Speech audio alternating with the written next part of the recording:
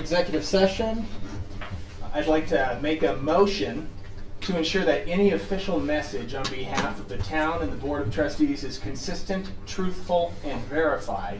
The only designated representative authorized to give an official statement or comment on behalf of the town or the Board of Trustees is the town attorney at the direction of the board. Any other public comments or statements made are not in an official capacity and cannot be verified. Second. We have a motion and a second. Ms. Hogan. Trustee Stevens? Yes. Trustee Coogan? Yes. Trustee Bornstein? Yes. Mayor Wilson? Yes. Trustee Clark? Yes. Mayor Pro Tem Elliott? Yes. Motion passes 6-0. Next item on the agenda is interim manager interviews. Our first applicant, Mr. Bishop, would you give us a little briefing on Yes, this? Mr. Mayor, Board of Trustees, it's been an interesting week at your guys' direction. Thank you for the opportunity to help out in this process. It's been a good learning experience for me as well, moving forward in HR. The goal tonight is going to make sure that we keep everything standard, excuse the pun, across the board. Everything fair and equal, so I would urge you to adhere to the 20-minute time cap for each applicant, and I will let you know quietly when that is. I will just say time. And to please select 2 to 3 questions from the list that is in your packet. We'll kind of do a round robin tourney, kind of starting at the end, ask one, and we'll go until the 20 minutes is up, or until you guys have all finished your 2 to 3 choice of questions. Do you guys have any questions for me at this point? Did you want us to stick with the same questions for each interview candidate? Absolutely. It needs to be fair and equal for everybody, so that Okay. all candidates have been asked the same questions. Since we are starting somewhat behind, would we like to do 2 questions? No, just one at a time. I think that'd be fair to the... No, I'm saying 2 questions total. Oh, per person. I would like 3. I think it's a good Yes? idea. Yes. Trustee Koopman? So 2 questions from each of us. Yes. Right. So a total of, I'd like to do 3. Well, I'm going to sit out. okay. So 10. Okay. Yes? 2's It's good? okay for me. Okay. Okay, we will call our first applicant, Mr. Mike Foreman. No, no worries. Good evening. Afternoon, Mr. Foreman. Would you give us a quick 1-minute brief overview? Okay, I'm Mike Foreman. I've worked in city government for almost 35 years. I've been city manager for almost 7 years. I've started off in code enforcement, so I worked at the bottom and have worked my way up to being city manager. I worked in building inspections and planning and development, and also as a project manager, building structures such as a minor league baseball field and also a indoor amphitheater that held 6,500 people. The last project I worked on was a public safety building that was a $100 million project. So I have a lot of experience in planning and development, building inspections, code enforcement, also in city management. So I have a master's degree in public administration and a bachelor's degree in business administration. Thank you. Trustee Bornstein, would you like to start us off? Oh, yes, thank you, Mr. Mayor. The question I have for you is, can you explain how you view the role of the Board of Trustees versus the role of town manager? Yes, you are the ones that set policy. So you set the policy and it's my job to implement that policy. And so once you've given me guidance and direction on where the town wants to go, then it's my job to move in and have staff do the job of implementing that policy. And so that's the role that I feel like the town manager plays. Okay. Thank you very much. You bet. Trustee Koopman. And to clarify the process, so that we are to select 2 questions and only 2 questions from this list, or ideally from this list, and then we're going to ask those same 2 questions for each candidate. That is correct, sir.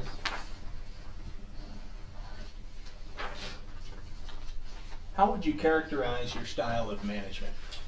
I have an open door style of management. I'll tell you, anybody can come in my office anytime and ask me any questions. That includes town council, trustees, our employees, directors, the lowest level employee can come in. also citizens, business owners, everybody in this town can come and into my door. I take advice from everybody, and then I come up with a plan, and then I present that to the town trustees. And so we work together as a team, not only from the guy out filling potholes, but also to the trustees and to the mayor. Thank you. Okay. Trustee Elliott? Based on your education, experience, and background, what do you consider to be your strengths in dealing with local government issues and problems? You know, I've got a master's in public administration. I went back and got my master's later in life. I had worked for city government for almost 20 years. So I had a lot of experience when I was going through college, again, to get my master's degree. And so it helped me do a better job of learning what they were trying to teach us at the time, but also once I became city manager, I was able to implement that because I had the experience of working for city government, and then I had the education, and so I was able to implement a lot of the things that I learned in college, you know, immediately. This is a two-part question. It also asks, what are your weaknesses? I'm very strong, and I like to explain what I want to do, and I like to try to get you to go along with everything that I want to do. But I also understand that it's your job to make sure that this town runs properly, and it's your job to make that decision. And I'm going to give you every effort and every opportunity to listen to me and to understand what my point of view is and which direction I think we ought to go and work together on.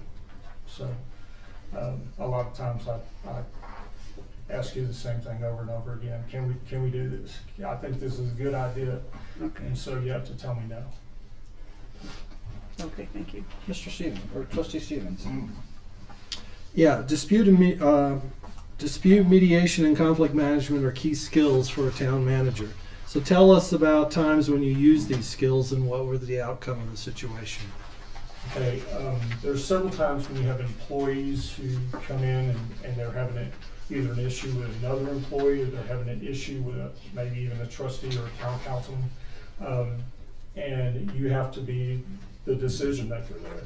And so there was a time when one of the employees had, you know, issued a ticket to one of the town councilman sons, and so, you know, had to get involved in that. It wasn't a good situation.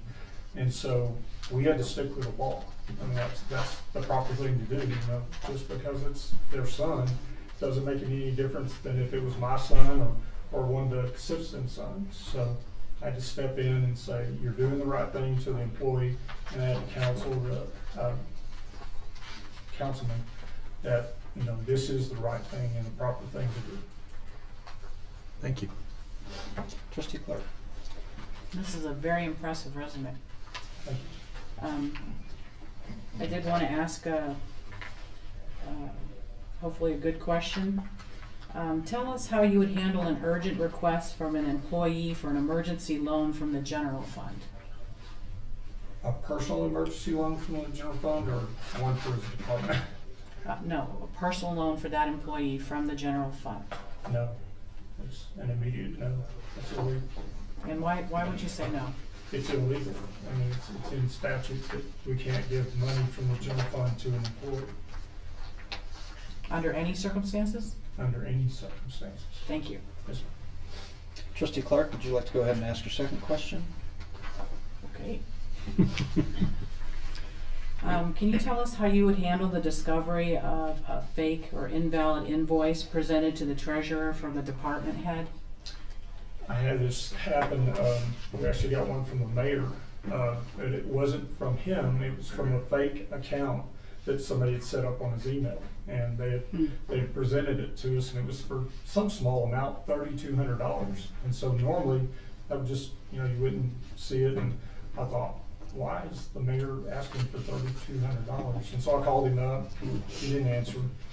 Later on in the day, he called me and said, "That's not me. That's not my account." So we give it to the finance director and make sure that it's verifiable. If it's not, then we hold everything and do an investigation, even bring the police chief in. Thank you so much. That's a great answer. Thank you. Trustee Stevens. Yeah, how would you describe your negotiation skills and ability, and do you experience frequent successes in negotiations? I do. One of the things on my resume is I was developer liaison. And so what that position does is you work between a developer and staff. And so your job is to negotiate between the two and come up with a great solution. And so during this time, I'd work with staff and I'd say, hey guys, is there any wiggle room here? Is there something that we can help the developer out with? And I'd also tell the developer, hey, there's nowhere we can go here. You're going to have to adhere to these points. We may be able to give a little bit on this. And so for 3 or 4 years, I was able to work with developers and with staff to create a more effective development process, because it was in Grand Prairie, Texas, and we had a very bad reputation for development. And so when we created this position, we were able to work together, staff and developers, and we got a lot better reputation of development, and a lot more developers came to the town and started developing. Thank you. Tell us a little bit about your experience you've had with the implementation of internal controls and monitoring mechanisms in regard to the financials within an organization. Probably the best example I can give you is in the water department. We had several items to where we weren't reading meters properly. We were losing a lot of revenue. We couldn't verify where the revenue was going. We couldn't verify where it was coming from. And so we went with automatic read meters. Automatic, almost within the first year, we had a 20% increase in revenue. Water that we were losing that we couldn't verify, payments that we couldn't verify. And so we were able to bring more revenue in and have less impacted by the employees actually. And so we were able to do a lot better job of reading meters and providing more revenue to the city by doing that. Thank you.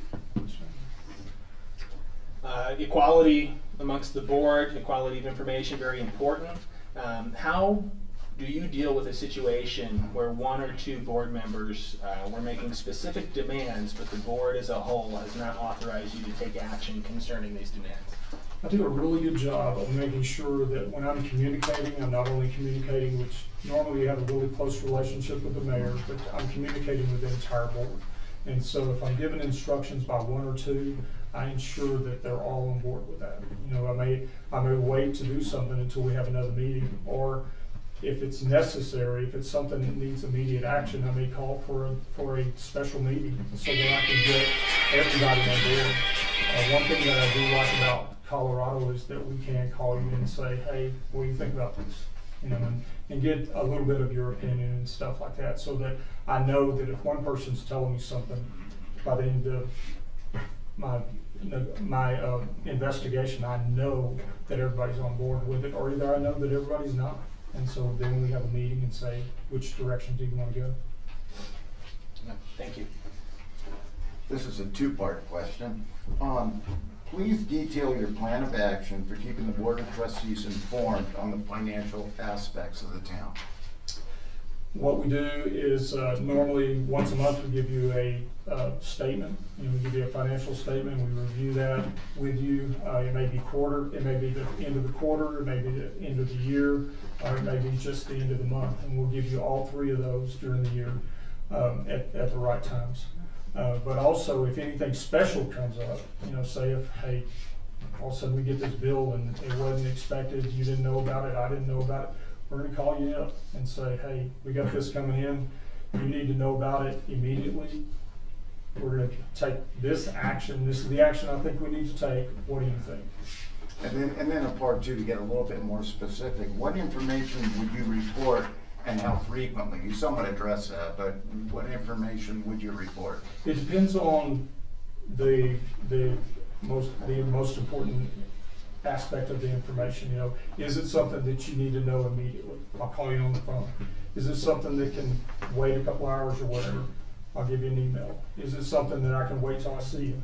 Or wait till you see you? And so I use 3 different things to call you email you, text you, or either I'll wait till I see you.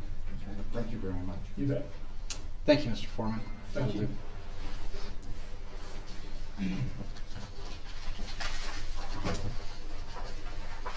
Mr. Fleming. I'm sorry, as I said, we have a 5-minute break if anybody needs anything. If not, we can proceed forward.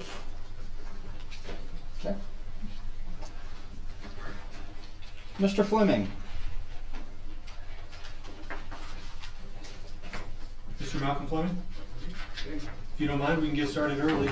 That's great. I got here, so perfect. Mr. Fleming, if you don't mind giving us a short little 1-minute overview of your background. Let's see, I've been in local government for the last almost 30 years, working at both the city and county level. Most recently, or currently, I'm the interim city administrator in Manitou Springs. Been there for about 6 months. Excuse me. Prior to that, I was the city manager in Louisville for 10 years, and I've been county administrator, chief administrative officer in Bellingham, Washington, county administrator in Kitsap County, and deputy county manager in Bernalillo County, New Mexico. Thank you. Trustee Clark, would you like to start with questions? Sure. Hi, you have a very impressive resume. Thank you. I've worked with a lot of great people, and they've made me look good. That's good to know. Can you tell us how you would handle an urgent request from an employee for an emergency loan from the general fund? An emergency loan from the general fund, I suppose it would depend on An emergency personal loan personal loans. from the emergency fund, or excuse me, from the general fund. I'll go back and read that to you again so I don't confuse you. Sure. So tell us how you would handle an urgent request from an employee for an emergency loan from the general fund. Okay, well, unless there is some city policy that provide for such loans, I would think it would be entirely inappropriate to do something like that. And I would ask the employee what the circumstances, and I would say that, first off, I don't think a personal loan, if I'm understanding the question correctly, that would seem entirely inappropriate. I would say this is a public institution. We are required to use public funds only for public purposes, and the city is not a financial institution that provides loans. But maybe I would suggest they talk with a local banker or credit union. When you say inappropriate, what can you clarify?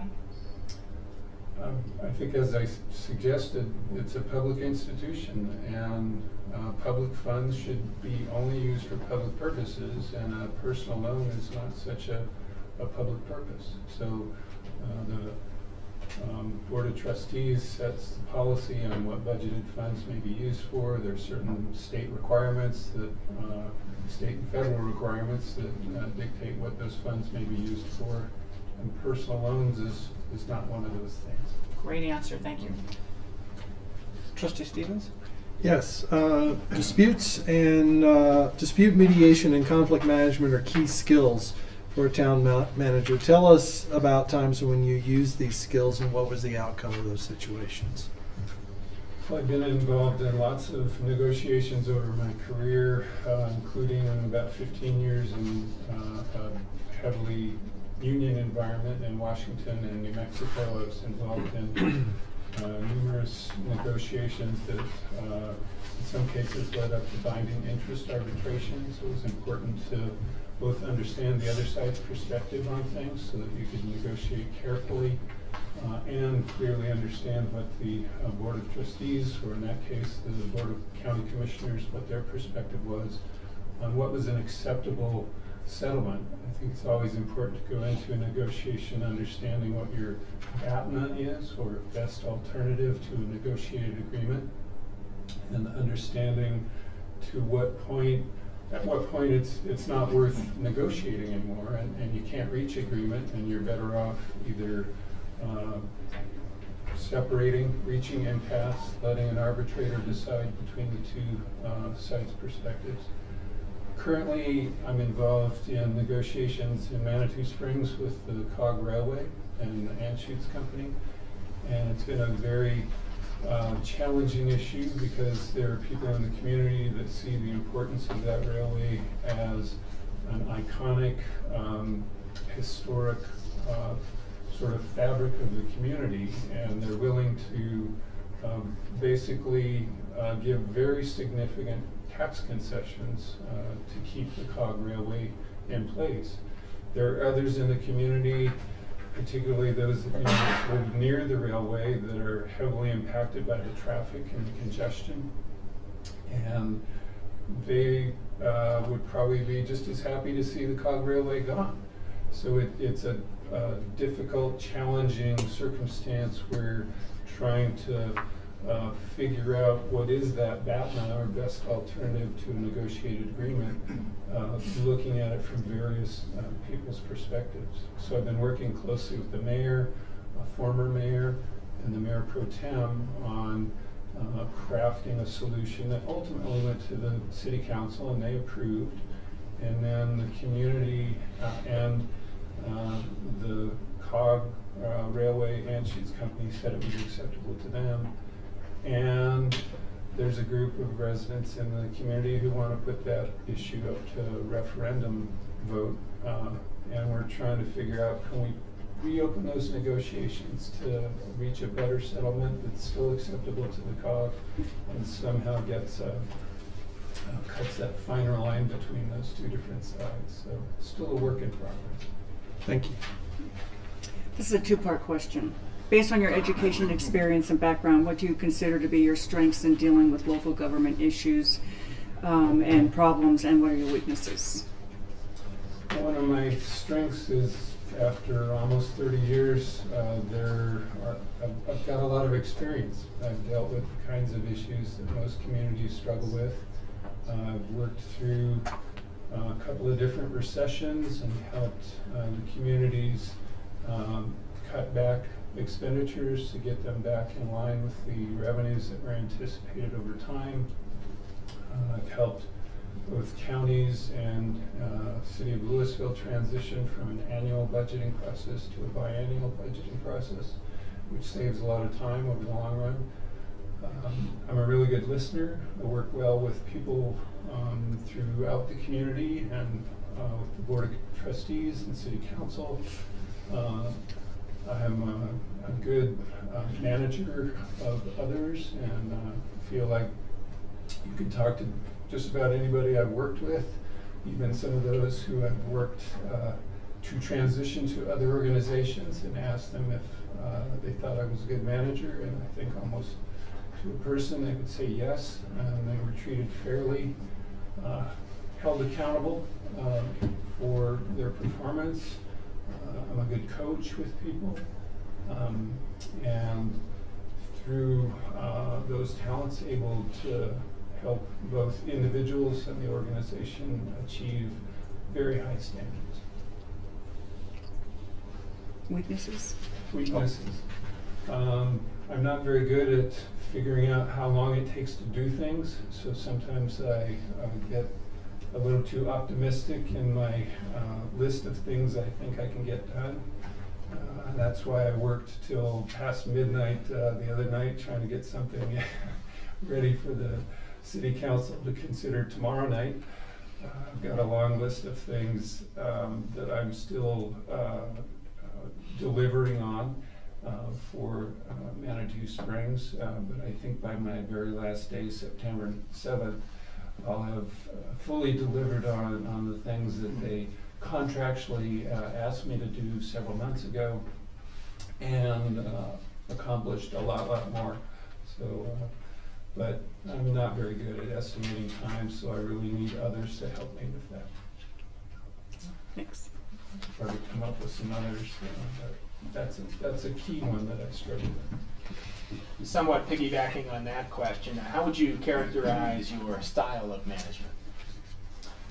I'd say it's situational, depends on the individual. Some people, if they too have lots of experience, and don't really need much coaching or guidance from the manager or their supervisor in that situation, I would make sure that I'm very supportive of them, try to identify what it is that they need to excel, make sure that they have the resources to do their work, make sure that they continue to feel motivated about their work, and find out what it is I can do to help them in that respect, whether it's identifying additional training or making sure the workload is reasonable and their charges are realistic. If it's somebody who is fairly new in their career, then I'm more of a coach, looking for opportunities to help them grow, both in their position and in their career. And I think in all respects, I really try to be somebody who catches people doing things right. I think that's very motivating for most people, for almost everybody, to be recognized for their accomplishments and to do that in a way that's really specific and identifies specific things that the individual has done and how that is beneficial to the organization, and how much I appreciate that. I think that makes a big difference for people. I think I'm also really good in team environments. I've read widely on the issue of team management. One work I find particularly helpful is Patrick Lenciani's work. It's called 5 Dysfunctions of a Team, and it talks about how teams can be dysfunctional in numerous ways, including breaking down trust so that there's no trust among the team members, not holding each other accountable for the adopted norms of the team, not really focusing on what's important in the long run for the team, and not focusing on what's the most important thing to be doing right now. So those are a few of the things, especially from that book, that I've found extremely helpful, and some tools and techniques for measuring that among teams and working with teams to excel in their performance. Fantastic. Can you explain how you view the role of the Board of Trustees versus that of the town manager? Sure, the Board of Trustees is the policy-making entity.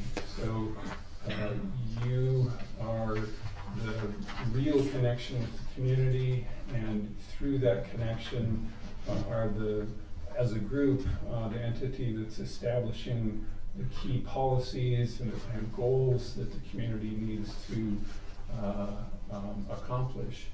And as the town administrator, that role is the person to work with you to clarify what those goals and objectives are, and then to make sure that the organization delivers it.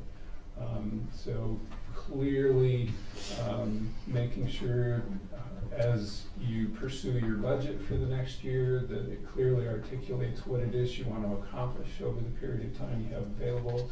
Make sure there are enough resources to accomplish each of those objectives, as well as the ongoing programs and services.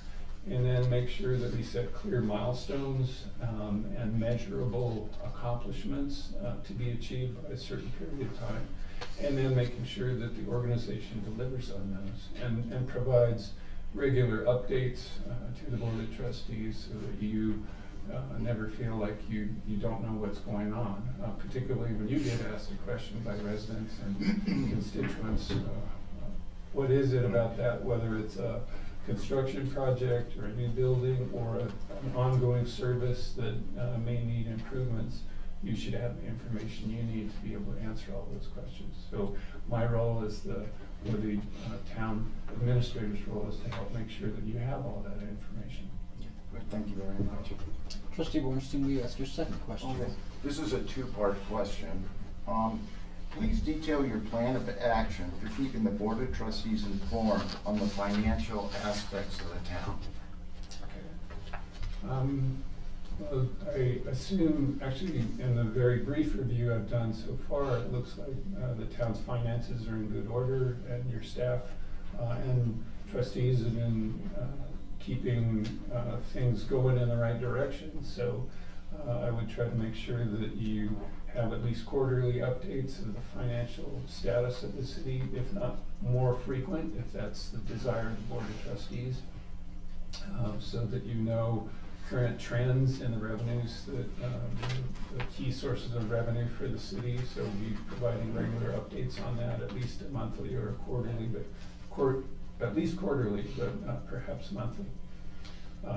Sales tax is one that I think we all like to know, since in Colorado, cities and towns are so heavily reliant on sales tax. We like to know where that one's going all the time, and if there are any unusual things happening.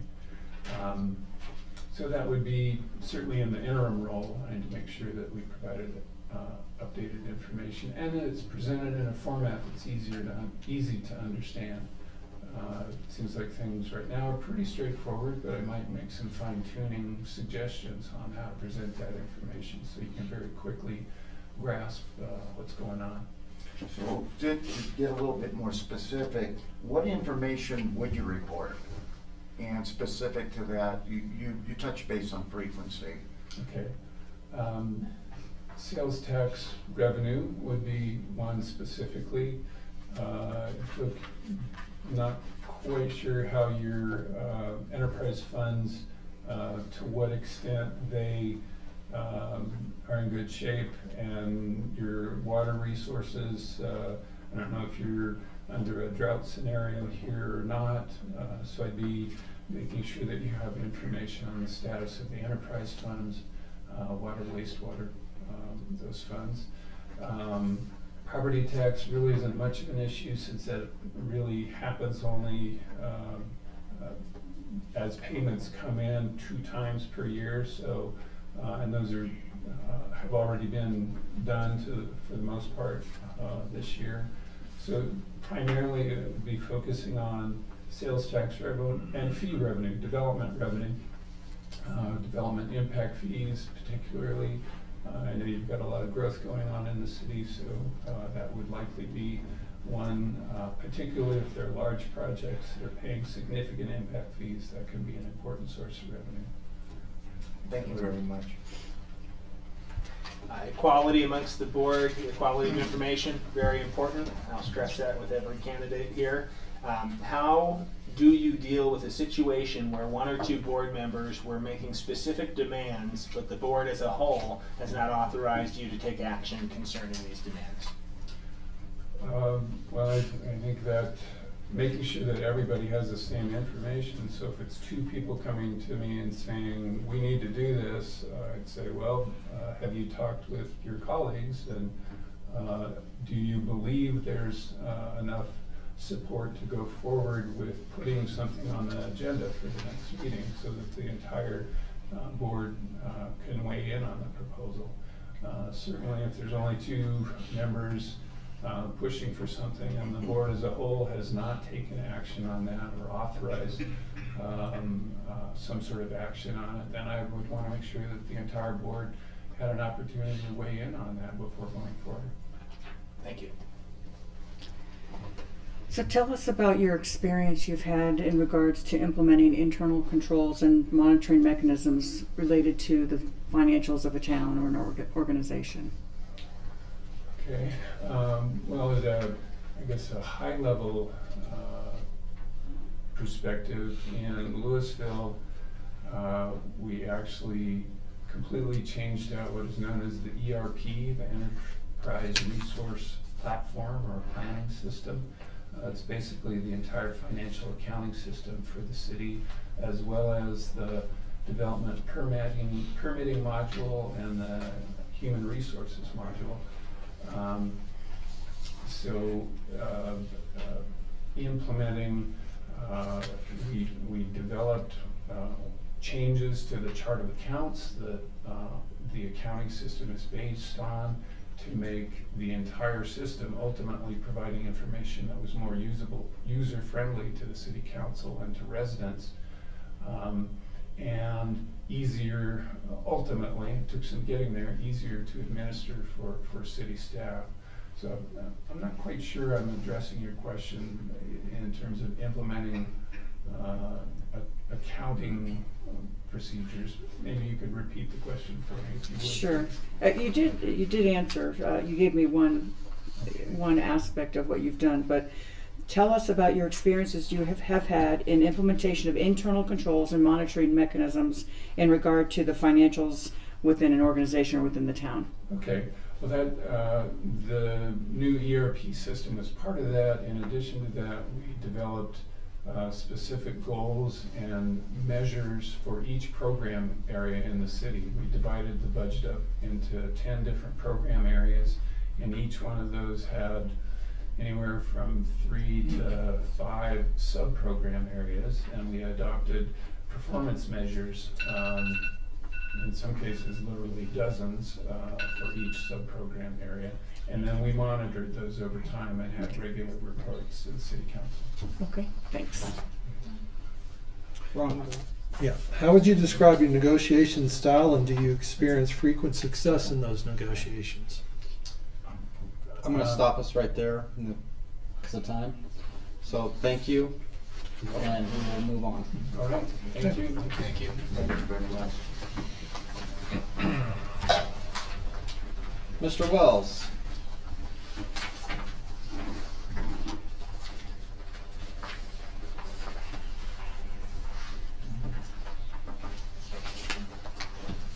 Welcome, Mr. Wells. Thank you, Mayor. Mayor Pro Tem. Would you give us about a 1-minute brief overview of your background? Sure. I am, I'm not sure if it's to the day or not, but I am just about exactly at my 10th year in the field of local government administration, my first job in the field. I started in August 2008, so I don't know the exact day, but I'm roughly right about at that 10-year mark. I'm currently working as the interim town manager for the town of Green Mountain Falls. I've been there since March, but my career started in smaller government even than where I'm at now. My first town I worked for was down in San Juan's down by Telluride, the town of Ophir, population 175. I've kind of slowly progressed to some larger towns and found myself in Manitou Springs from 2014 until this past March. And I'm now kind of pulled back a little bit and kind of getting back to my roots in my current interim assignment in Green Mountain Falls.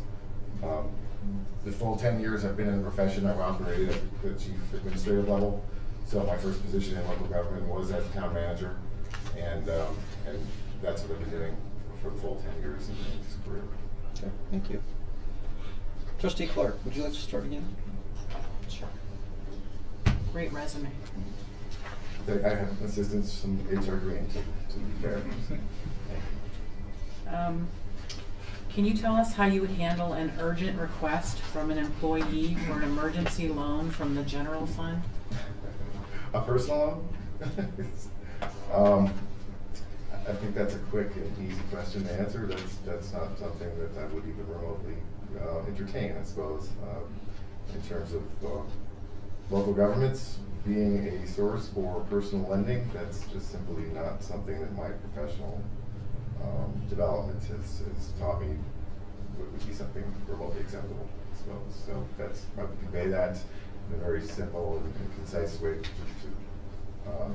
to understand where the requesting employee was. Great answer, thank you. Trustee Stevens? Yes. Dispute mediation and conflict management are key skills for a town manager. Tell us about times when you've used these skills and the outcome of the situations. Sure. It seems like in this day and age, nearly every issue requires some sort of dispute resolution. Unfortunately, seldom seems to be complete harmony on any given issue. So it's a constant tool that those in our line of work need to rely upon, whether that is between members of the public and members of the elected body, or within staff, interorganizationally with staff members. Again, seldomly just a perfect agreement on any one issue. In terms of my role, I think it's crucial that I serve a role in really bringing the salient facts to any issue to bear, and make a priority of ensuring that all decision makers, in your role,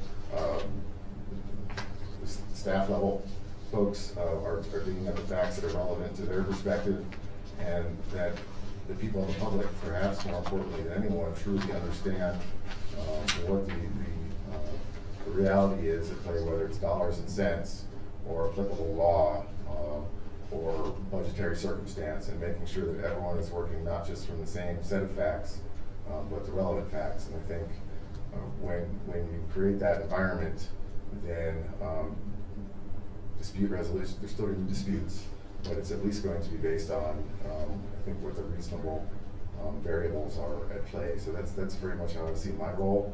And if things get off the rails somewhat and things are being misrepresented, I've typically seen my role as bringing things back to kind of the true reality to the extent it can be defined when there are disputes at the local government level. Thank you. Based on your education, experience, and background, what do you consider to be your strengths in dealing with local government issues and problems, and what are your weaknesses? Again, I'll turn back to the my extreme reliance and sanctity of kind of factual reality, because I think that's often gets lost in this line of work, and it's something we all have to battle against. And my commitment to bringing bear whatever salient facts there are surrounding an issue is something I've routinely been committed to, and I think over the course of 10 years I've come to hone my ability to ferret out what those important variables are and bring them to the forefront. And when I'm not individually in a position to be able to do so, to be able to find the help and to be able to reach out and find the correct people who are in a position to help dig those facts out, whether it's fiscal analysis or relevant law that's in a specialty area and things like that. I've never been afraid to reach out and find the people who can admit my own ignorance in a certain area for the well-being of having shared information that's relevant to the decision-making process. And the second part was weaknesses. I can tend to struggle with brevity sometimes, particularly in written reports. I've been told by my elected officials to tame down my written work product and to not be so verbose sometimes when it comes to, I think that's a function of my law education to some degree, that I tend to get a little heavy on the legalese, and that's something even however many years removed I am from law school, I've really had to make a concerted effort to try to leave that verbose legalese on the table when I'm drafting written communications, and I've admittedly struggled to do that. And so what I've tried to do through the years is really rely more on department heads to write technical memos and that sort of thing. I do get a little carried away sometimes when it comes to my written communications, and maybe sometimes verbal as well. So, thank you. With that, I'll shut up. Stressing equality amongst the board and equality of information. How do you deal with a situation where one or two board members were making specific demands, but the board as a whole has not authorized you to take action concerning these demands? Yeah, that's actually, I think I've come up with a pretty simple solution to that through the years, because it was such a reoccurring dynamic that I've experienced in this line of work, regardless of turnover in terms of who I'm reporting to. It's something that's come up pretty regularly, and I suspect it does for everyone in this line of work. And unless something's an emergency, it can easily be brought up in the course of the next regularly scheduled meeting. And so what I'll tell that elected person is that I'm happy to bring this up in the course of the next regular meeting, and we can discuss it collectively as is proper, given your role as one member of a collective entity. And that has worked pretty well through the years. And I am always quick to remind them, if this is something that you individually perceive as being an absolute emergency, that it somehow be resolved. Again, you are one member of a collective body, and that needs to, the sanctity of that needs to ring true regardless of the circumstances. There's always a provision for an emergency meeting. Talk to the mayor. If the mayor's in agreement that this needs to be resolved immediately, he or she can call an emergency meeting. Perfect. Thank you. This is a two-part question. Thank you for coming tonight. Please detail your plan of action for keeping the Board of Trustees informed on the financial aspects of the town. Sure. So my experience in terms of trying to raise the bar on municipal finance is really dependent on the circumstance that I found myself in. So right now, in the small town I'm serving right now, there really wasn't many financial controls. So development in terms of those types of controls has really just been things as simple as having two sets of eyes on every cost, on every expense. And what was happening was that things were just getting charged to credit cards and showing up on a bill, and there was no sign off.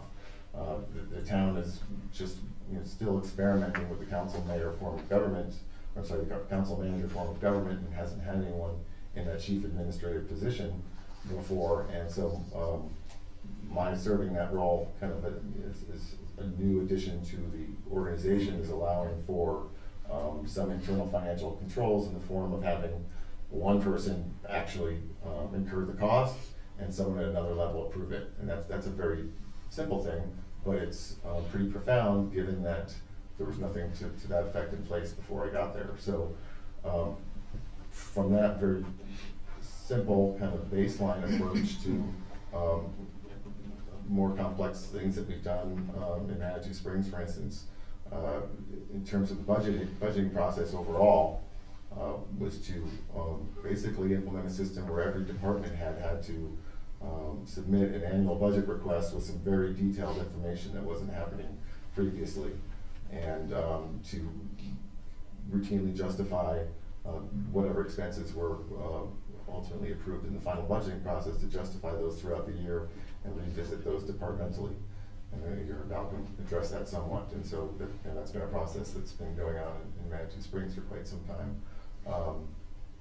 Another municipality I worked for was a home rule jurisdiction, and had language in the charter referencing a finance committee comprised of some members of the town board, but it hadn't been meeting very regularly when I got there. And so, happening upon that charter language mandating a regularly meeting finance committee, it seemed to stand a reason to reactivate that group of three and have them meet weekly bi-monthly before every board meeting to review the town's finances and to walk through the expenses that had been incurred the prior 2 weeks, and to really take a rigorous look at every single expense. And it would be the day before the regular meeting. And then if there were any concerns that came up in the context of that finance committee meeting, they could be brought forth at the regular meeting the following night with all 7 members of the board seated. Okay. Just to get a little bit more specific, what information would you report to the board, specifically on the financials, and how frequently would you assess it? Yeah, again, it depends on what the environment is to start with. So right now, what I'm working towards are regular financial reports to the elected body. And I think that's something, whether it's monthly or quarterly, it should be an absolute expectation and a deliverable that is expected routinely and without fail. That the elected body is looking at year-to-date financials in each individual account line and where it is year-to-date relative to the approved budget, and just having those regular financial reports is an important window into where the organization stands year-to-date. But if there are any extraordinary expenses that wouldn't just necessarily pop out in those regular reports, say there was emergency expense that had to be incurred because a piece of machinery or something like that failed unexpectedly, it would be my obligation to bring that to the attention of the elected body before that expense is incurred. And hey, this is not something that the adopted budget anticipated, but it's a reality we're facing. Despite this expense not being incorporated into the budget, are you all comfortable with us moving ahead with this as an unbudgeted expense, and to bring that up ahead of time before actually incurring the expense? Does that get it? Yes, thank you. We're gonna go back in here. Trustee Clark? Okay. Tell us how you would handle the discovery of fake invoices presented to the treasurer from a department head. Fake invoices presented to the treasurer from the department head. I always want to rigorously verify any potential malfeasance before just assuming it is what it might look like at first glance. So certainly my first instinct and that is to to question whether what I'm looking at, what I think I'm seeing, is truly what I'm seeing. So I would get a second set of eyes on it, and that's what for jurisdictions that are lucky enough to be sophisticated enough to have human resources departments. That's what they're human resources experts. That is certainly part of what they're there for. And a circumstance like that, I think, would warrant a consultation with someone who's within the organization as is an independent set of eyes to test the veracity of my own possible failing judgment. And so that would be something I would rely heavily on human resources specialist, an individual or department as a fail-safe to check and see if what I'm thinking I'm seeing is truly what I'm thinking, and then if so, then certainly there's a potential disciplinary matter there, and depending on whether the position is appointed by the elected body or hired by the chief administrative officer, there's a distinction there between what the next course of action is, but something like that, if it were proven true, would be considered, I think, a pretty high level malfeasance and warranting severe action of some sort, whether it's appropriate by the appointed body or the chief administrative officer. Good, another great answer, thank you. How would you describe your negotiation style, and do you experience frequent success in your negotiations? Well, I suppose negotiations are often political, and I certainly pride myself on being as politically, not being politically involved, but being politically astute. So in terms of my role as a direct negotiator, if there are reasonable minds on the elected body that might be in two different camps when it comes to any pending negotiation, I will often see my role as being somewhat agnostic when it comes to the topic that needs to be negotiated. If it is, say, for instance, something like a collective bargaining agreement, however, where the administrator has a role in negotiation, then I would I consider my role as being more of a collaborator, I suppose, in negotiation. I guess it really, I'm sorry if I'm dancing around this a little bit, but it's so much depends on the nature of the negotiation at hand. If it's a negotiation between two department heads relative to an issue where both of their departments are involved and they want to go in diametrically different directions, then my role as a negotiator as each of their supervisors is differently than my role as a negotiator with, say, a potential land developing interest. So do you want to give me a little bit more specificity with regard to the possible circumstance and see if that helps? No, why don't you get to what successes have you had in your negotiation? What successes have I had in my negotiation? Well, sometimes I've had to negotiate with my elected body. I'd say one negotiated process and staff. All right, so I think where the city of Manitou Springs has come in recent years relative to staff compensation was a multi-year negotiated process, and I was very much in the middle of it. Ultimately, I report to the city council, or did report to the city council down there, but very much in terms of my professional development, I've come to learn that it's my job to also champion staff interests. We found through a preliminary morale survey that one of the persevering morale issues was that the staff there felt that they weren't being compensated justly, and a preliminary market study really fortified that perspective. And so looking at the budget, there wasn't a fix that would meet those shortfalls in one short year. And as the budget officer, I recognized I had another loyalty to the city as a whole and to the health of the budget, and my obligation to support the council's perspective, which was to not necessarily close those market gaps in 1 year, even though I was feeling some pretty substantial pressure from the town staff to once the problem was recognized, to do something to remedy it immediately.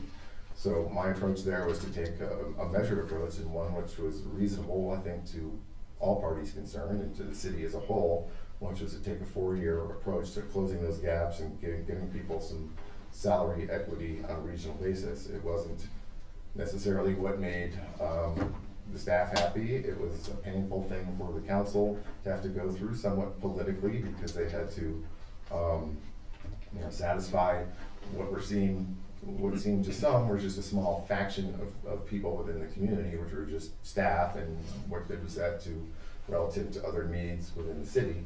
But I think ultimately it was a smart thing to do. It was neither hasty nor just kind of ostrich head in sand approach. It got done what needed to be done, and as is frequently the case in any good negotiation, no one walks away completely happy, but everyone walks away at least sufficiently satisfied. I think that was the recent negotiation I was really in the middle of, and I think was pretty successful. Thank you. Trustee Clark. Or Koopman. How would you describe your management style? So management style is getting back to the negotiation or away from kind of the negotiated role where there might be outside entities around your management style. I think what is my style relative to direct reports, and I've always tried to take a collaborative approach to managing direct reports to make sure that they understand whether it's managing multiple departments sort of at the same time or sort of just one-on-one, to make sure if it's relative to an initiative or an objective involving more than one department. It's always been very important for me to help facilitate each department's understanding of the other department's needs, resources, motivating factors. Planning and public works is always a great example, because one is so concerned about things like aesthetics, while the other is so concerned about things like operational efficiency, and they frequently have to work together, and I've frequently found myself in the role of negotiating between those departments. I've always strived to make sure that each understands the other's driving concerns, limitations, and resources, and so forth. And not just take a top-down approach, but more collaborative. Wonderful, thank you. Thank you, Mr. Wells. We're out of time. Thank you very much. Thank you.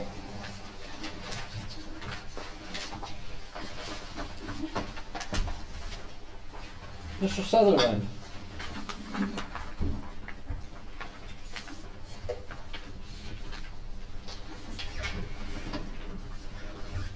Good Welcome, evening, Mr. Sutherland. Mayor.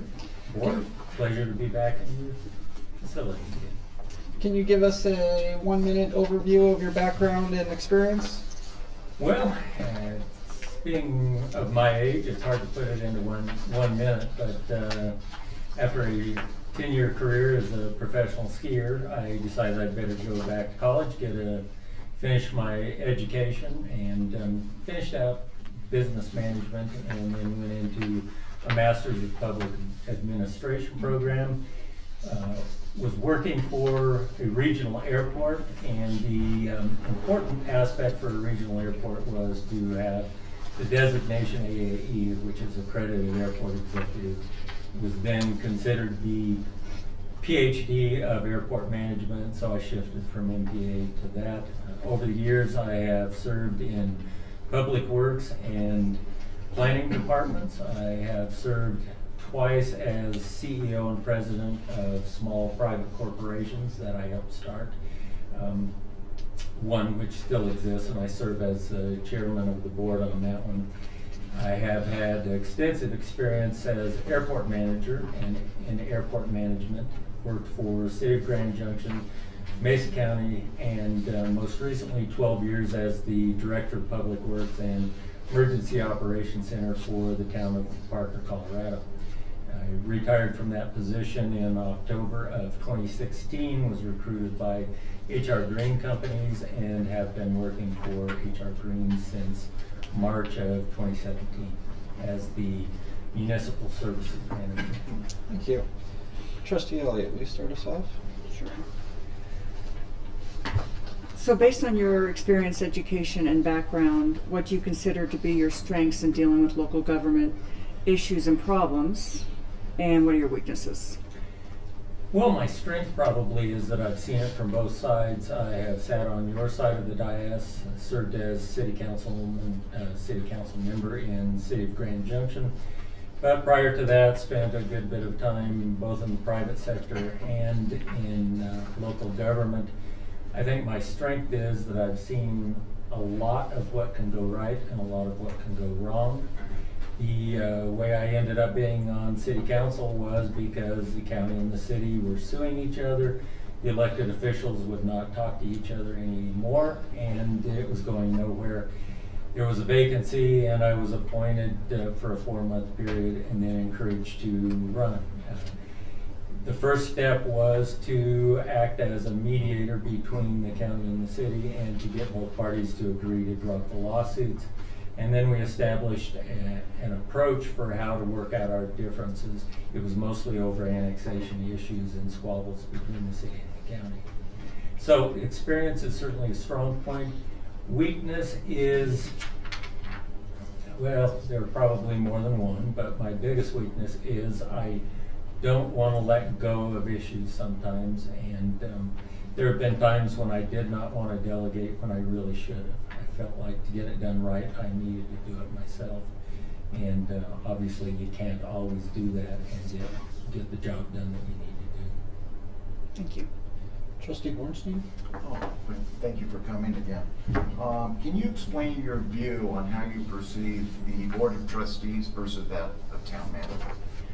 Well, the Board of Trustees sets policy for the community, and the manager is in charge of making sure it's executed and done on a prompt basis and following the priorities that the board has established. The manager has to fill a lot of roles. Sometimes it's spread pretty thin, but number one is understanding completely what your policies are, your directives, your priorities, and those change from year to year, so it's very important, I think, for any manager to stay in constant contact with them and understand what's going on.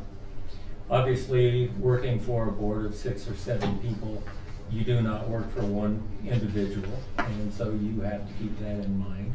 And when an individual or even 2 or 3 individuals come to you saying, we really want this done, it's a matter of getting the group to agree on what should be an agenda item and what should be handled by the manager. And the more clear that distinction is, I think the better off everyone will be. And certainly, manager should never be creating policy. Manager can present policy, ideas, options to the board, and if it gets on the agenda, if it gets voted on, then that's where it ends. If it's accepted, that's a policy that staff lives by, and if it isn't, then you move on to the next option or policy issue that may come up. Excellent, thank you. Trustee Clark? Great resume. Just means I'm old. We've had some incredible resumes in here today. I'm very, very impressed with the quality of people that have applied. Tell us how you would handle an urgent request from an employee for an emergency loan from the general fund. A loan to that individual on a personal basis or to accomplish something that that employee is doing for the town? A request from an employee for an emergency loan for that employee from the general fund. Well, unless the town happened to have a policy that said we can loan money to employees, I would say absolutely not. That's just not appropriate. Banks are in business to loan money, and credit unions, certainly not local governments. Great answer, thank you. Trustee Koopman? How would you characterize your management style? Well, I'm sure others have used the term collaborative. I like to listen to what the folks who work for me and with me have to say about any issue, any item, any project that's going on. Certainly want to hear their opinions on it. Take everything under consideration. See what policy says. See what contracts say if it happens to be an issue involving a capital improvements project or something like that. I want to hear their opinions. professional opinions, experience that's based on it, but ultimately it would be the manager's job to make the hard decisions and make the ultimate decision. Thank you. Trustee Stevens? Yes, dispute mediations and conflict management are skills for a town, are key skills for a town manager. Tell us about times when you use these skills and the outcomes of those situations. Well, over the years, I've dealt a lot with development, particularly land development, parks development, and the issues of acquiring land or using it if it's conservation land, and you certainly are going to come across different disputes. Contracts and well-written contracts sure minimize the number of disputes you're going to have and the conflicts you have. Now, if it's between employees and you sit down, you listen to both sides of their issue, and ultimately you may have to make a decision. And my goal, typically with any kind of dispute or conflict resolution, is to get each side to understand the position of the other side. They may not agree with it in the end, and they may still argue about it, but if you can get the parties to understand each other's position and what they really want and what they need out of whatever conflict or dispute it is, sit down, work it out, and then give them directives to solve that. It's obviously different if you're dealing with an outside entity, and sadly, many times attorneys get involved in that, and you give your best effort to get the attorneys to work together. But again, it always boils down to understanding what you want and need and what the other part wants and needs, and try to find a middle ground and get to it. Thank you.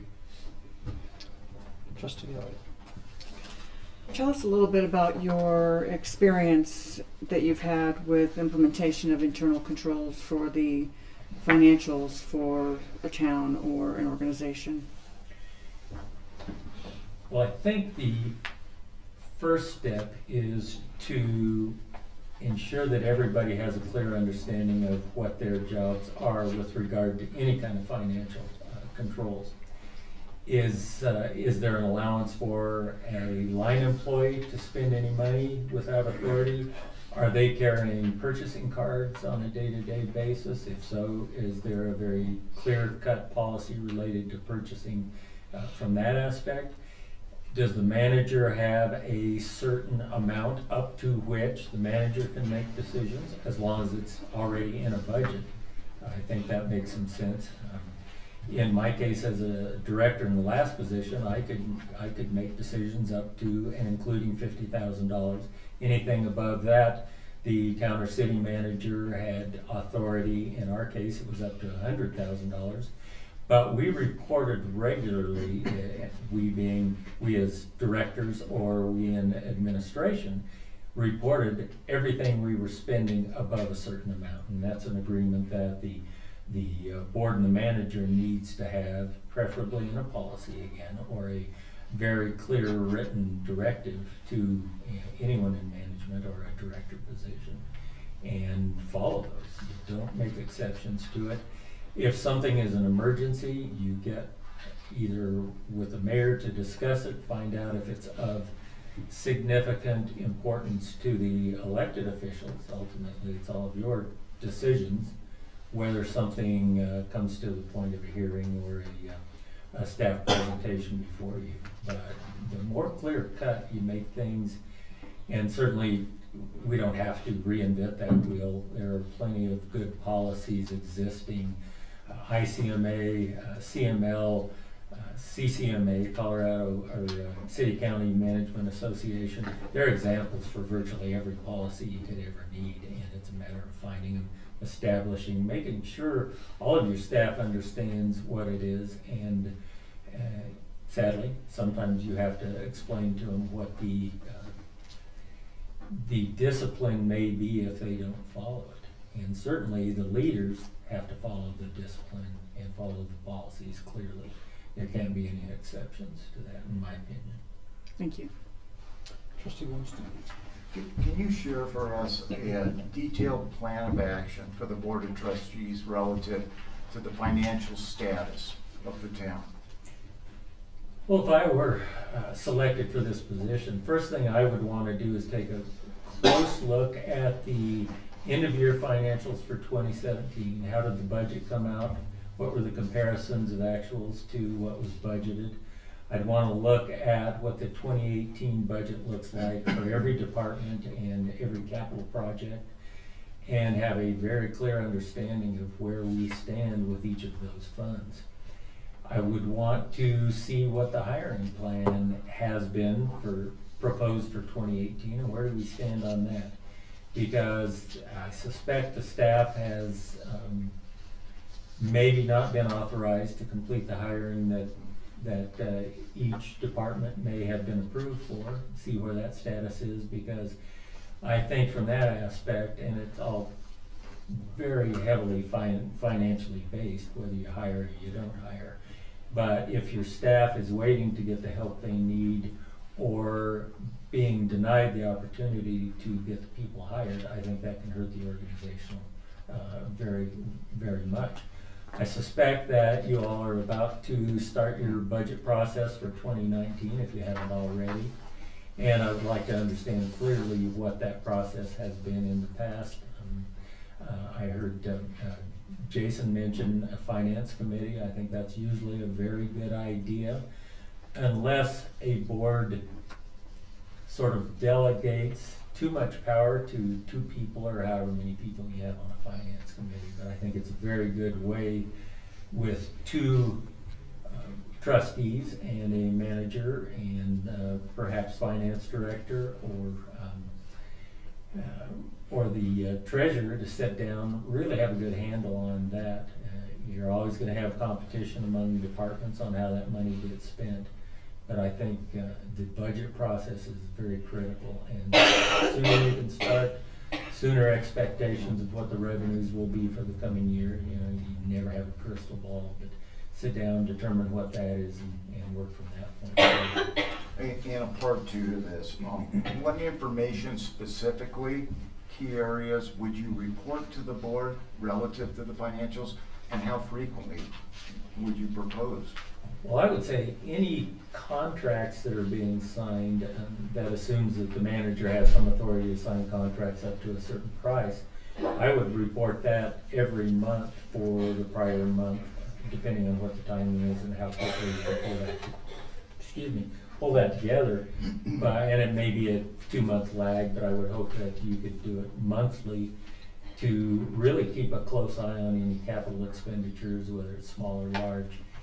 Also, the comparison of the budget on a monthly basis, what you actually have been spending compared to where you anticipated it being. Is that at this point through July, has 7/12 of a budget been spent? If not, if it's way above that, I would want to know why, and I would probably, if I saw anything that concerned me, I'd want to get that in front of the board at the next opportunity and discuss that. Or if it's a matter of, if it's more a staff matter, I would sit down with the director responsible for that and have a close look at it. But I think the more you can keep the board up to date on all of the financials, the better. And if you see a red flag coming up, you can't get that information to the board too soon. You need to get it to them. You need to come to the board with some possible solutions and options if there is a red flag that comes up. Right, thank you very much. Trustee Clark?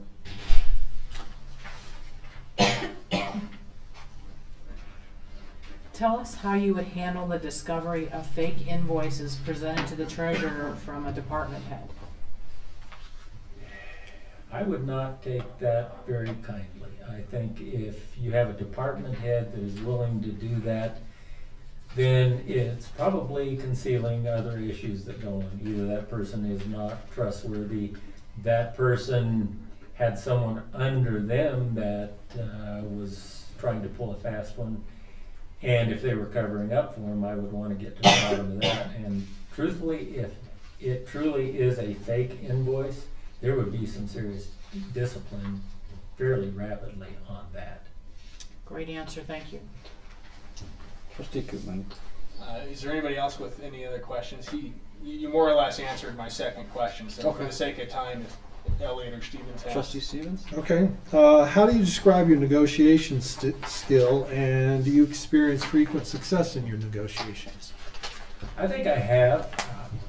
All of us have some situations where you're out there negotiating for something you didn't get, from the time we're small children, negotiating with our parents and our siblings, all the way to local and even state government.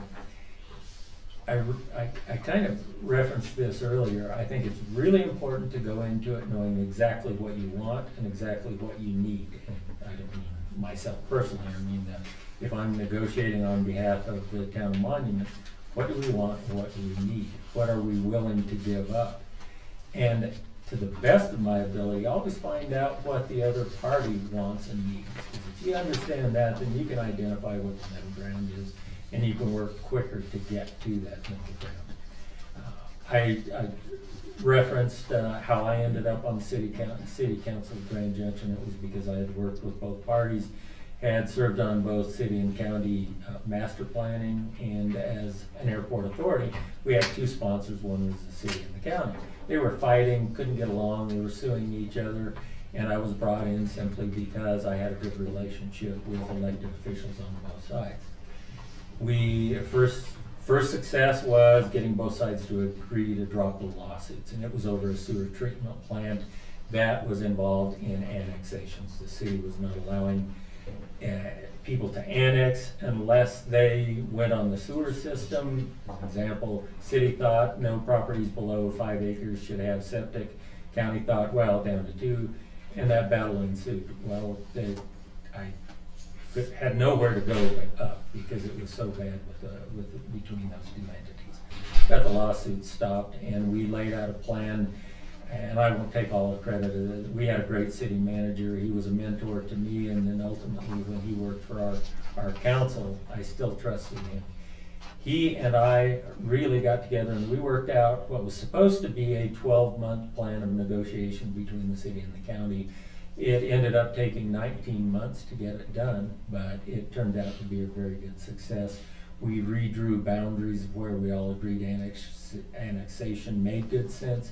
We talked about swapping of services between some special districts that served the county and the city, and some of those did make good sense, and that's probably one of the best successes I've had. Now, negotiating for land for the many capital projects that we did in the town of Parker, roughly about $70 million in town facilities. We were doing very well with revenues. No new buildings had been built for quite a while, and there was a need, and we had a council that was willing to go to the citizens and ask for funds for these facilities. And we went out and negotiated for land at a good price, and it was very successful. Didn't work out 100% of the time. It never will, but we did well. Thank you. Thank you, Mr. Sutherland. That'll do it for now. Thank you.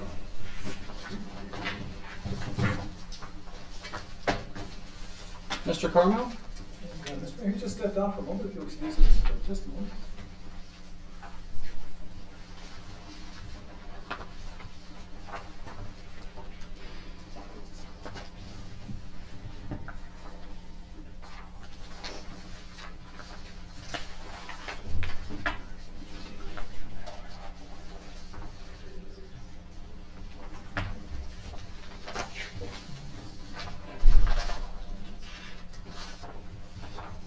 Hi. Welcome, Mr. Carmel. Thank you. If you would, take just about a minute and give us a little brief overview of your background and qualifications. Yes, sir. Thank you, Mr. Mayor. I would like to say, first of all, thank you to all of you for selecting me as a finalist tonight. My background, in short, is 44 years of loyal, dedicated public service in counties, cities, and special districts. I've been in executive management, county management, city management, special district management. I've worked here in town hall for 1 year. I do believe I understand the challenges that you face And I do sincerely believe that based on my 44 years of intense grassroots frontline service, I can be of great help to you, and there's nothing I would rather do. Thank you. Trustee Clark.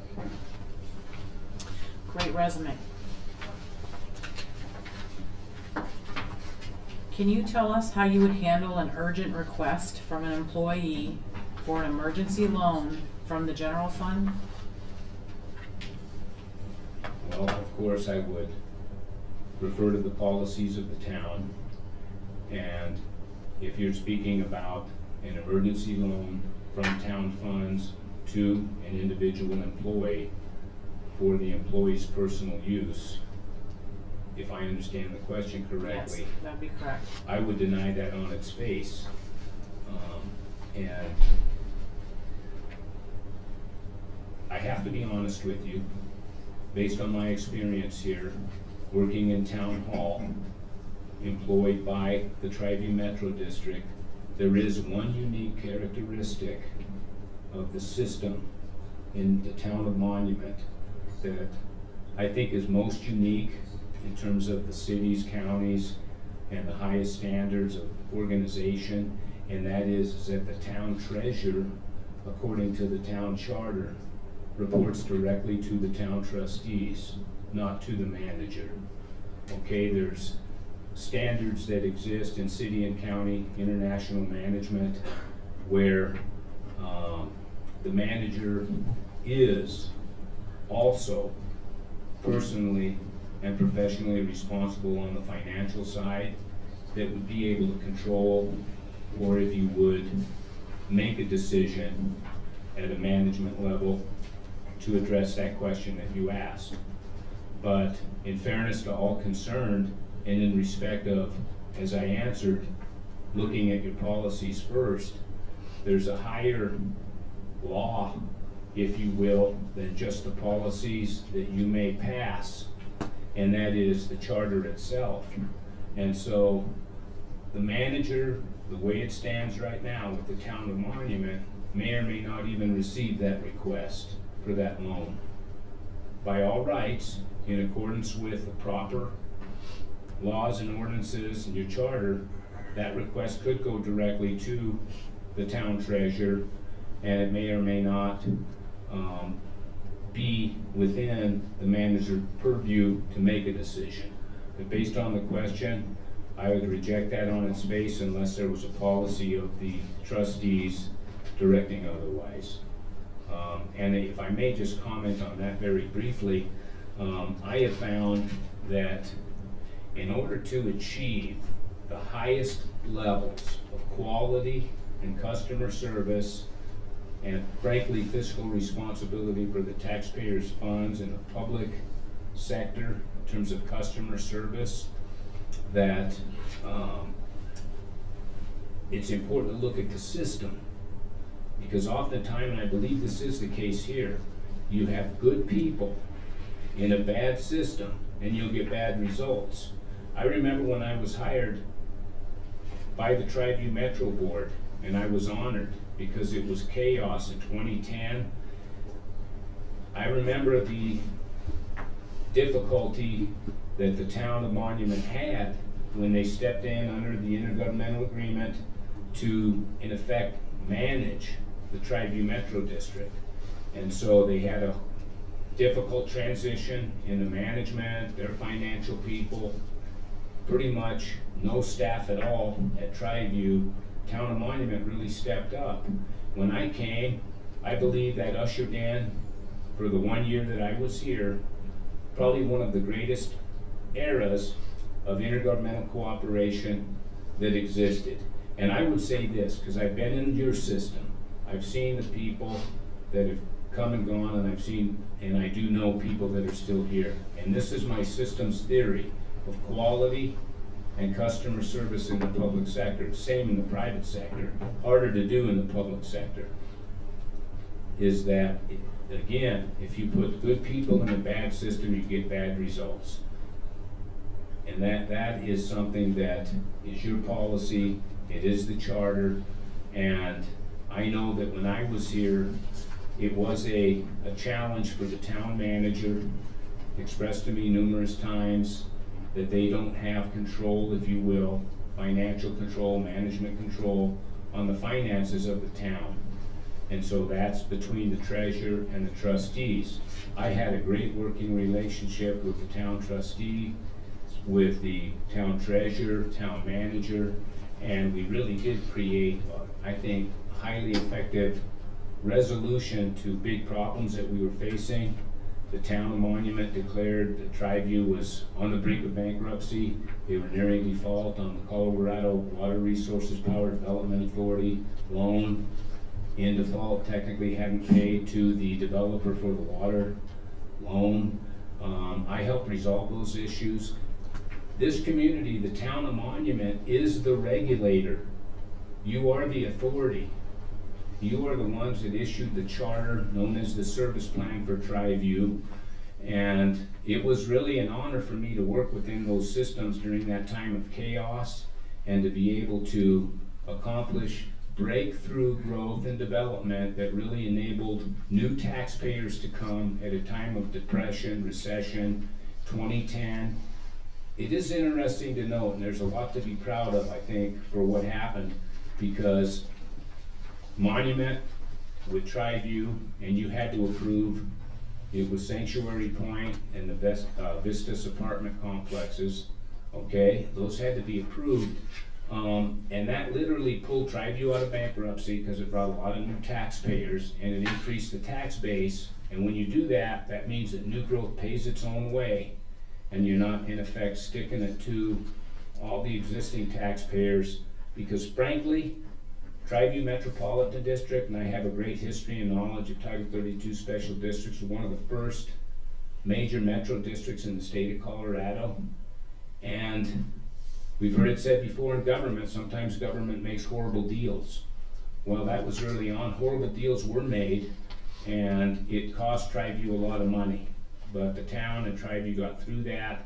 I have experience helping to, even in systems of ambiguity, where the roles and authority are not crystal clear, to be able to work through that for the benefit of the policymakers. Sorry for the long answer, but that probably covers perhaps other questions as well. Thank you. Trustee Stevens. Yes, dispute mediation and conflict management are skills, key skills for a town manager. Tell us about the times when you would use these skills and the outcome of these situations. Well, that is something I take great pride and joy in, frankly. I believe that the solution to resolve any conflict is listening and intentional effort to understand, where the person is coming from, the people that may be coming from, and I think that that is where it must begin. And I think only when people feel really understood in a conflicted situation can you get to the root of it. I know there's a lot of conflict going on here, and let me come back to my systems theory, because people will react with psychological warfare if they think that they are under fire, right? And so I think great care when you're dealing with change for the better, trying to improve a system, improve a process, improve outcomes, that the focus is on a system, not the people. Again, you can put good people in a bad system and get bad results. What is the system? I mean, there's been some results that have been produced here that all of you may agree on are not the best results that you want. So whose fault is that, okay? Professionally speaking, I look at the system first. There are some systematic things here that can be improved.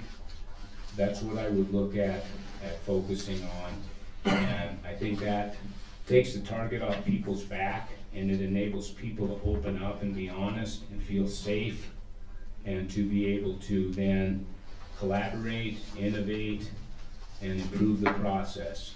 Once that gets done, and the new rules are set and the new systems are set, the new processes are set, it, in my method of management, collaborative, it's something everyone has agreed to. And so that reduces a lot of conflict. Thank you. Based on your education experience and background, what do you consider to be your strengths in dealing with local government issues and problems, and what are your weaknesses? I consider my strength to be as a facilitator for elected officials and to help interpret and understand what the policy direction of elected officials are. Another strength is the planning that has to go into financial decision-making. I'm a master planner, I'm a peacemaker, I'm a facilitator, I'm a collaborator. How about weaknesses? And my weaknesses is that, probably my greatest weakness is that of being a workaholic. And I have to remember that we work, to have a life as well. But this is the work I love. This is the work I wake up and I think about doing.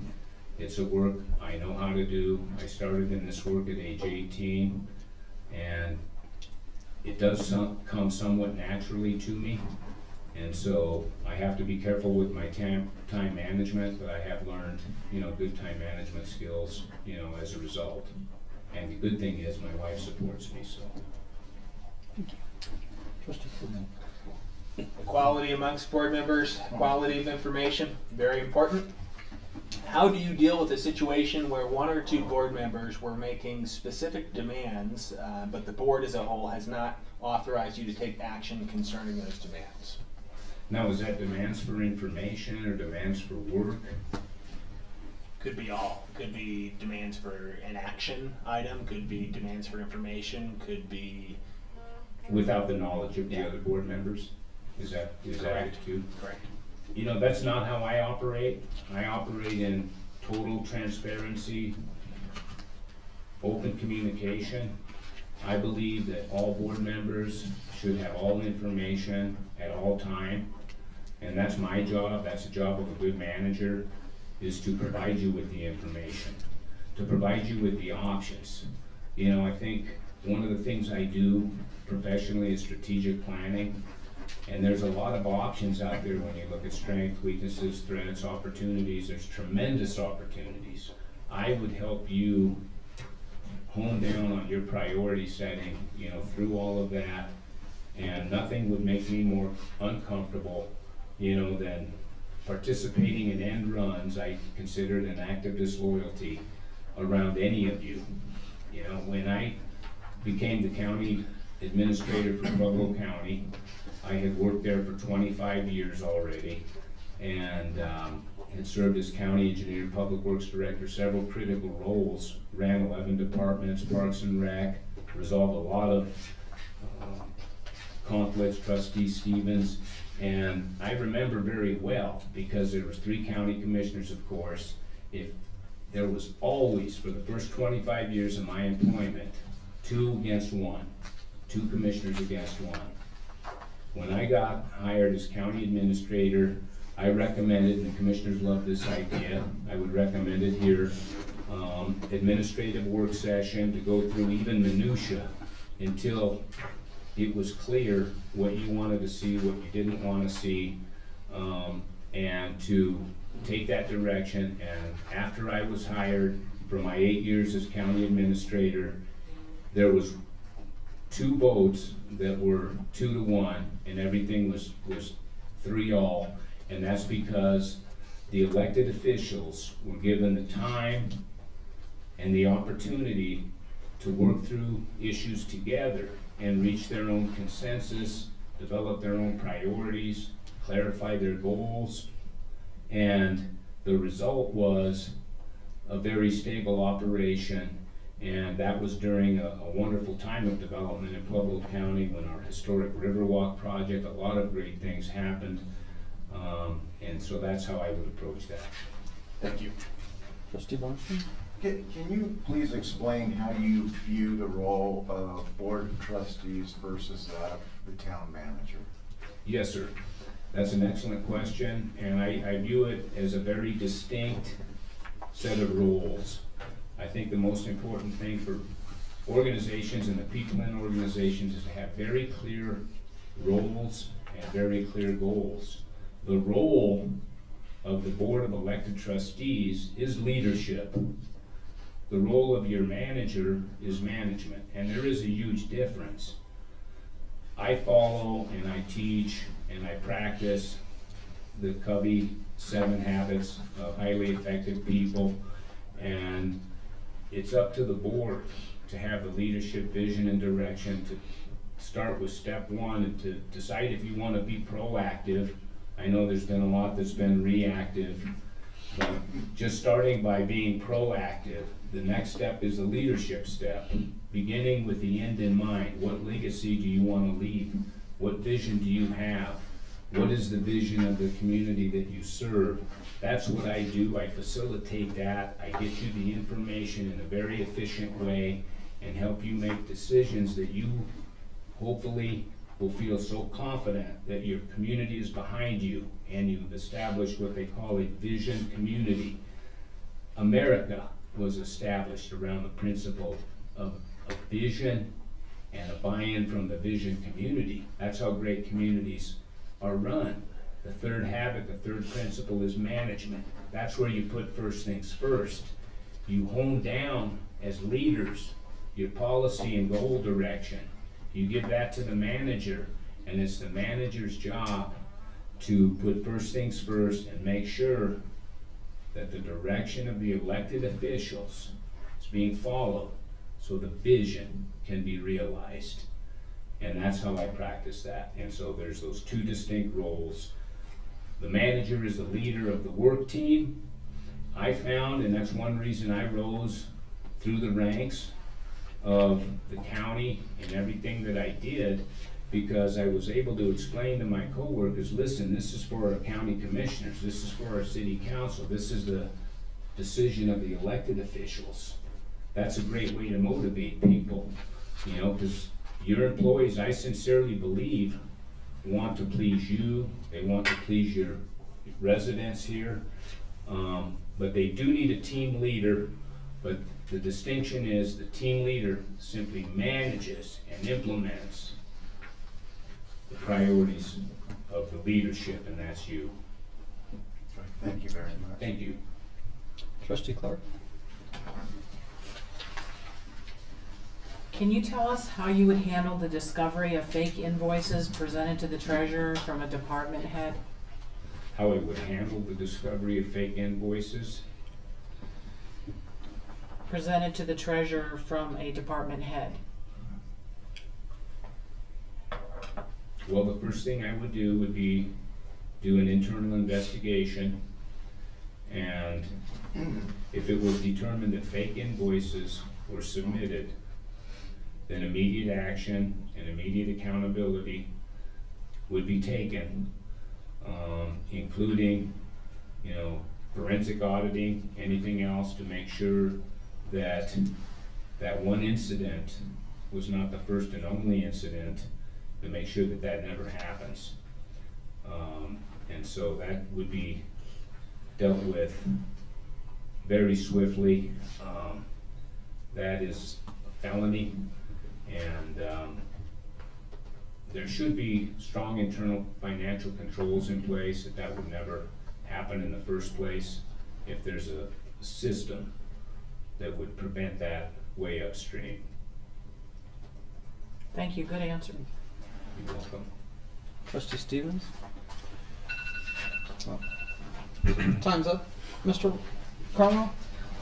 Thank you. Thank you. I think I had 2-minute recess. We got one more. Right?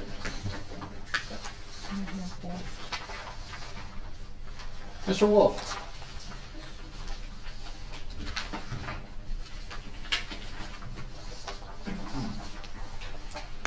Good evening. Good evening, Mr. Wolf. Could you give us a brief 1-minute overview? Absolutely. hang in there, last one of the night. My name is Mark Wolf. Happy to be here tonight. I appreciate the consideration. I'm a native Coloradan. Lived in Wisconsin for 10 years, went to school there, did my undergrad and worked for the city of Madison before returning home to get my master's in public administration. Then worked for the city of Englewood, most recently as the assistant city manager there, and I'm doing some consulting work for a couple public sector clients and getting through the budget season. So that's what I'm doing right now. I appreciate the board's willingness to consider an interim. Change is tough, and whomever you select in partnership with you all has a tough task in going through that interim process to get you to a permanent town manager. I believe my depth in specific relevant areas can help you through that period of time. I've successfully negotiated most recently with our employee, our Police Benefits Association, Police Department for a 2-year contract, built strong relationships in a tough environment where trust in the Human Resources Department was waning. That was a really successful contract. I've also worked in several different environments to deliver a municipal budget in a tight timeline with limited resources, and I know the budget season is already upon us. I am impressed with your financial documents, I will say, already, but given that you have a short period of time, obviously your interim town manager will have to come into that and help get the information out to the public and to the board. I've also worked on a strategic planning process with a divided council. So my ability to build consensus, to find common ground, even in a tough environment, can I believe can really help you in leading up to that permanent hiring process for a town manager. And I also have training and continuous improvement, which I believe can help organizationally get the in-house structure in place to where it needs to be.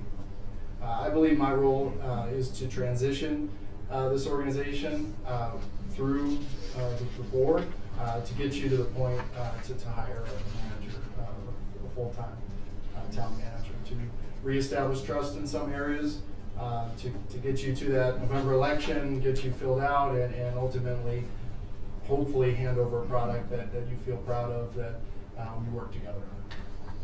Thank you. Trustee Elliott, would you start us off? Sure. Based on your education, experience, and background, what do you consider to be your strengths in dealing with local government issues or problems, and what are your weaknesses? Well, I'd say relationship building is at the core of my strengths. Certainly in my most recent experience, often presenting to council and building a trust with, again, a group that I think made a lot of progress over the time I was there, but had challenges, and certainly philosophically we're split.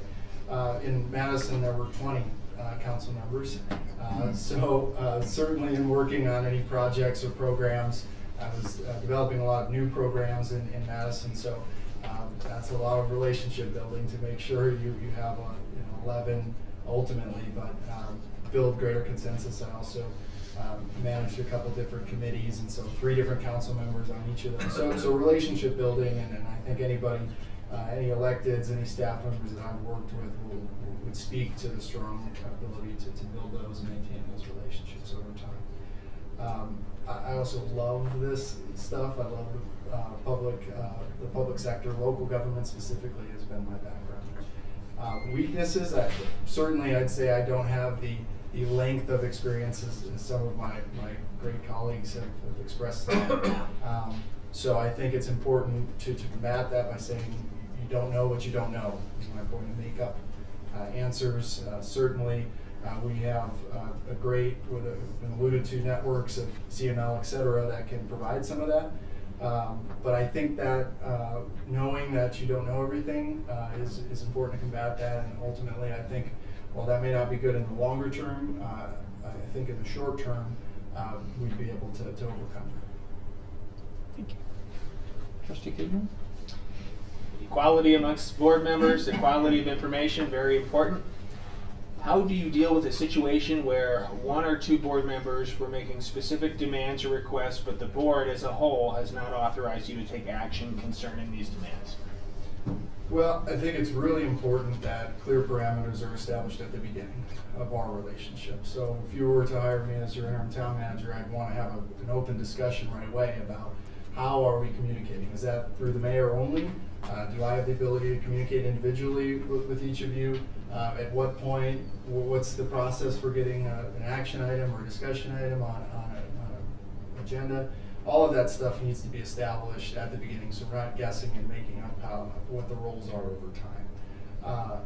I also would like to have an open, constructive relationship with all board members. I think that's really important to share information. But again, that's at the discretion of the board in figuring out what makes sense, because I would never want to be in a position where I'm holding information that comes up a few weeks later and all of a sudden it looks bad for me, it looks bad for everybody. So I think establishing those controls at the beginning would help a lot with that. Okay, thank you. Trustee Stevens. Dispute mediation and conflict management are key skills for a town manager. Tell us about times when you use these skills and the outcome of these situations. Well, again, it was mentioned earlier that conflict resolution, conflict management is really at the core of management and local government, management in general. One example, and I think this was really successful, is understanding who I was working with in an environment where there was a very similar, the council in Englewood was down one member, there were 6 members, but they requested a strategic planning process, and I worked individually with each of them. Again, this was something presented in an open session to say, let's do a little bit of a SWOT analysis, strengths, weaknesses, opportunities. And ultimately they were able to come together on some major themes that they brought to the community. I worked with them to design a public engagement process to make sure that the input from the community was heard. And I think that was really successful from a group that when I had gotten there, they had a consultant come in and try to help with some of the strategic planning and just weren't able to get past that, and it fizzled for the next 6 months. And so when we picked it back up again, I think everybody, including some of the council members, were skeptical, but we delivered a product that ultimately they were able to bring to the community. So I think understanding the environment and conflict management, understanding, and again, building those relationships is core to managing that conflict. Thank you. Trustee Bornstein? Okay. Two-part question, thank you for coming tonight. Can you please detail your plan of action for keeping the Board of Trustees informed on the financial aspects of the town? How would you do that? Well, I think regular reporting, absolutely. Quarterly is common, but certainly monthly reports would be my preference. In the interim role, I think it's really important right away to agree on budget parameters. So when you want to receive those reports, what information you want in those reports. But then looking forward, knowing we're already in budget season and establishing those parameters for 2019, so we're not guessing. Hiring was alluded to earlier, so how do we want to manage the organization in the interim? Again, that's not something that I'd want to do coming in blind. Those are the types of first conversations that I'd want to have. And what type of information would you be reporting to the trustees? Well, certainly year-to-date expenditures against budget, so looking at actual to budgeted expenses. Looking at any trends in revenues, especially sales tax. You're heavily reliant, as many local small communities are, on sales and use tax, so making sure that if there's any concerning trends there, or maybe we're on the plus side, that you're aware of that and have a strategy on how we deal in each of those situations. Status of capital projects is really important. In Englewood, we ran into a situation where essentially we're over budgeting. It was more of a project management issue. But again, if we're telling the community we're getting 10 projects done a year and we're budgeting for that, and we're coming around in August and September and only 4 of them are completed and a couple of them haven't started, well, that's a big problem that the board needs to be aware of. So reporting on capital projects and the enterprise funds as well. Good. Thank you very much. Trustee Clark? Great resume. Thank you. Tell us how you would handle an urgent request from an employee for an emergency loan from the general fund. Well, I won't try to repeat too much, but obviously the buck stops with the town manager in that situation. It would be absolutely unacceptable, assuming there's no policy on the books that says the city loans employees or the town loans employees money. I'd want to know what was going on. I mean, obviously there's something there. If an employee is asking for a personal loan, is it a personal issue? Is there a larger issue? Have these loans been given in the past? So I think I'd want to ask more questions, and perhaps there's a route to it that we can address that doesn't involve illegally giving out city money. Great answer, thank you. Trustee Elliott.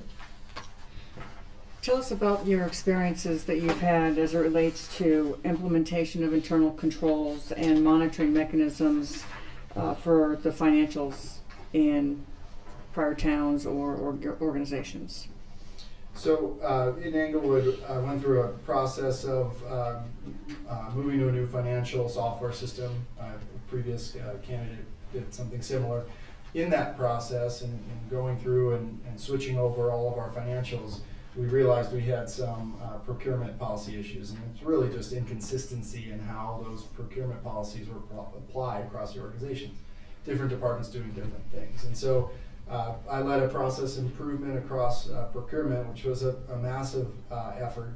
A specific example is that we learned that so many employees had purchase cards, and essentially they were purchasing the same item or from the same company over the course of the year. So they were string purchases. They weren't intentionally doing it, but it went over the threshold that was authorized. And so again, we had to figure out what internal controls to put in place so we prevented that from happening. So that's electronic, but a lot of that is having more than one set of eyes on it, making sure the purchasing thresholds are set, and not just those that are set. So what am I as the town manager authorized to do without board approval, but what are my direct reports authorized to do without my eyes seeing it? So we had to make significant changes across the board, but that's one example.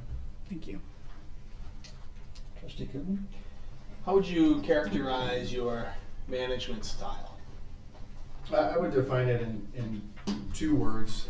Authentic is one, and adaptive. So authentic gets at that relationship based, again, going back to really understanding the person and the people that you're managing or you're being managed by. Adaptive means that it depends on the situation, and that you have to be tough, even though you've built relationships. If action is required, if discipline action is required, you have to act. And with those relationships over time that you build, I believe ultimately you're able to levy discipline more effectively. And you have to be able to do that even if you have strong relationships, because that type of accountability, I think, is a positive for the organization. Some say, oh geez, other employees get nervous for that. Good employees want to see good employees get rewarded for good effort, but they also want to see employees that aren't doing their jobs be held accountable for that work as well. Thank you. Trustee Stevens. How would you describe your negotiation skill and styles, and do you experience frequent successes in your negotiations? Well, I would say my approach is really interest-based, and again, at the core of that is the relationship. So if you have a good relationship, no matter what, even if you're in a tough negotiation, the end result of whatever the negotiated agreement is should not be a damage to that relationship. So the relationship starts, that's where you start. And then the interest-based piece of that is really understanding what each side's interests are. So if I'm negotiating between two sides of the board, or negotiating internally, or on your behalf externally in the community, really understanding what our bottom line is, what those interests are in each individual type of negotiation. A specific example of success is, again, with our police association. We had a situation where the Human Resources Department did not have the faith, the buy-in in the organization, especially with police, where we were to the point where the police association would not negotiate directly with human resources. And so we were behind the 8 ball, had 6 weeks to negotiate a 2-year agreement. And I had to step in and take over negotiations. And in that short period of time, and because of the relationships that I had established previously with the leadership there, we were able to get a negotiated agreement. Again, not something that everybody was totally happy with at the end of the day, but I believe was a fiscally responsible agreement that also rewarded our police department competitively. Thank you. Can you please explain the role for the Board of Trustees versus that of the town manager? Absolutely. So the role of the board to me is to set that policy direction. Again, my role as the town manager is to really focus on the day-to-day operations, and that gets at accountability. So who reports to who is an important piece of that, to make sure that the employees that report to me know that I'm the one in authority to levy discipline, to reward, all that kind of stuff. I think that's important. But with that policy direction comes as a part of your biggest policy, right, is your budget. So again, having a clear idea of what your vision is for not just general policy, but for setting that budget. I think that's a really important piece of this. And also, I think a component of this over the next few months is looking at your organizational structure and what's authorized in town ordinances, and making adjustments and working together to make those adjustments that you feel comfortable with that structure going forward for a permanent town manager. Thank you very much. Trustee Clark. Okay. Tell us how you would handle the discovery of fake invoices presented to the treasurer from a department head. Well, certainly that's a serious issue. Again, I'm going to go back to, you need to have solid processes in place to make sure that there's those checks and balances early. So hopefully those fake invoices are caught long before they're submitted. If they're not, if we get to the point where ultimately they're submitted and I catch it, then it is a disciplinary action. And I would also say to make sure that the HR policies are in place so that you can levy discipline. We ran into that issue in Englewood where the policies were vague or not there in some cases. And as I'm sure your counsel will tell you, if you don't have the right policies in place, you're not in a good legal position to be able to justify the discipline and take the action that's necessary. And again, as I said, if that accountability is not there across the organization, ultimately everybody feels it. Great answer, thank you. Thank you, Mr. Wolf. That'll do it for now. Thank you. Thank you. The board will now take a 5-minute recess and then go into executive session. So you are welcome to stay for 5 minutes, but then we'll be kicking you out anyways.